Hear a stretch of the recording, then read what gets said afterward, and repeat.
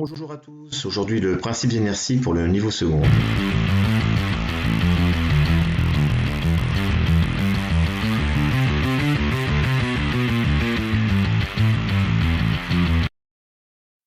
Vous reconnaissez cet homme, Isaac Newton, 1642-1727, est un physicien, philosophe, astronome et mathématicien anglais.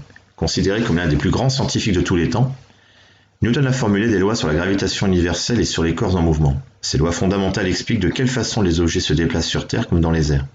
Il a fondé l'optique moderne, étudié le comportement de la lumière et a construit le premier télescope à miroir.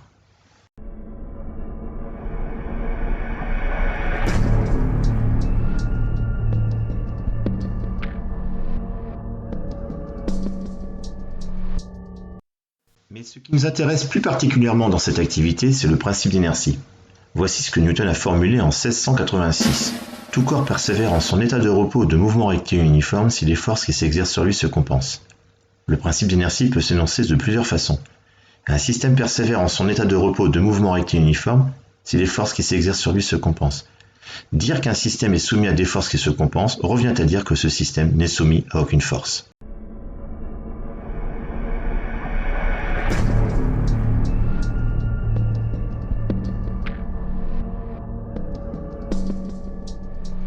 Explication à l'aide d'exemples. Premier exemple. Un palais de hockey posé sur la glace est soumis à son poids. Pourtant, il est immobile.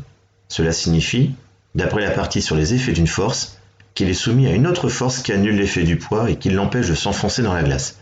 C'est la réaction du support. On dit que les deux forces se compensent.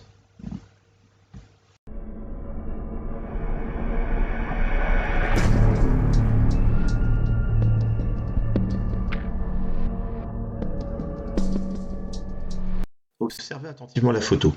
Le palais est toujours immobile. Il est donc soumis à deux forces. La force exercée par le palais sur la glace, représentée ici par la flèche bleue. On peut également parler du poids P du palais. La force exercée par la glace sur le palais, représentée ici par la flèche orange. On peut également parler de la réaction de la glace sur ce palais. Ainsi, les deux forces sont égales.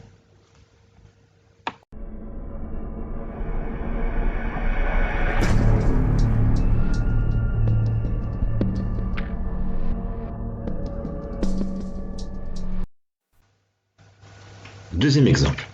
Ce même palais a été lancé et glisse maintenant sur la glace sur une portion rectiligne à vitesse constante. Les balayeurs interviennent pour cela. On peut faire la même constatation que dans le premier exemple, à savoir que les forces qui s'exercent sur ce palais se compensent. On obtient donc la même représentation. Ainsi, lorsqu'un corps est en mouvement rectiligne, ligne droite, et uniforme, vitesse constante, les forces qui s'exercent sur lui se compensent. Une nouvelle fois, le principe d'inertie est respecté.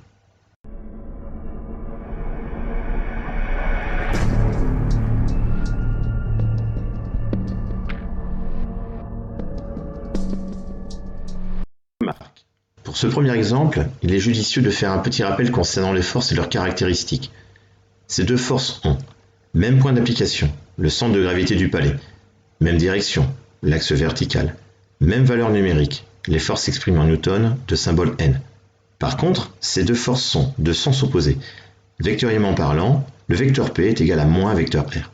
Ainsi, P égale R, les deux forces sont égales, le palais est donc soumis au principe d'inertie.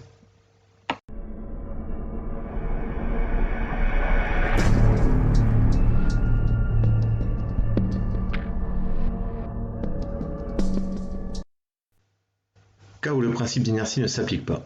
Dans le cas où le palais est en mouvement et que les balayeurs n'interviennent pas, celui-ci s'arrête progressivement, car il y a d'autres forces qui interviennent, les forces de frottement. À gauche, le palais étudié précédemment avec les deux forces qui interviennent, le poids et la réaction. À droite, le même palais mais avec les forces de frottement. Les forces de frottement, représentées par la petite lettre F, sont toujours opposées au sens de déplacement, qui lui va de gauche vers la droite.